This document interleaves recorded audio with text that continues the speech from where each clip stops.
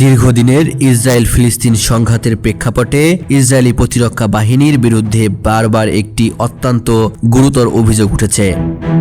ফিলিস্তিনি বেসামরিক নাগরিকদের মানব ঢাল হিসেবে ব্যবহার করা হচ্ছে। আন্তর্জাতিক মানবাধিকার গোষ্ঠী, স্থানীয় ফিলিস্তিনি কর্তৃপক্ষ এবং যুদ্ধক্ষেত্রে উপস্থিত একাধিক প্রত্যক্ষদর্শী এই ধরনের ঘটনা নথিভুক্ত করেছেন।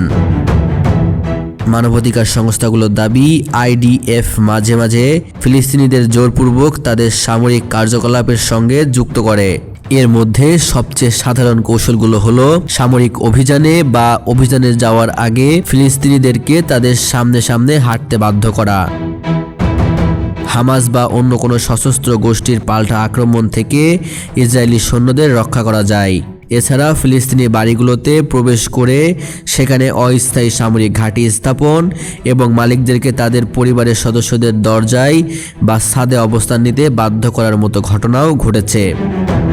এই অভিযোগগুলোর একটি প্রকৃষ্ট উদাহরণ পাওয়া যায় 2002 সালে, যখন দ্বিতীয় ইন্তিফাদার সময় ইসরায়েলি সৈন্যরা ফিলিস্তিনিদের ব্যবহার করে এক সহিংস সংঘাতের সময়। যদিও ইসরায়েলের সুপ্রিয় কোর্ট 2005 সালে এই ধরনের কৌশলকে অবৈধ ঘোষণা করে রায় দিয়েছিল। মানবাধিকার সংস্থাগুলো নিয়মিতভাবে রিপোর্ট করে আসছে যে মাঠ পর্যায়ে কিছু সৈন্য এখনও আদালতের সেই রায় সম্পূর্ণভাবে মান্য করছে না। ইসরায়েলি সরকার যদিও এ ধরনের কর্মকাণ্ডকে কঠোরভাবে অস্বীকার করে, তবে বিক্ষিপ্তভাবে প্রমাণ ও সাক্ষ্য প্রমাণ প্রকাশিত হয়ে থাকে।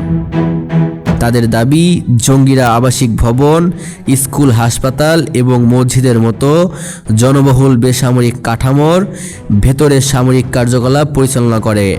যতক্ষণ না এই বিতর্কের একটি স্বচ্ছ সমাধান হচ্ছে, ততক্ষণ ফিলিস্তিনি সামরিক নাগরিকদের জীবন চরম ঝুঁকির মুখে থাকবে।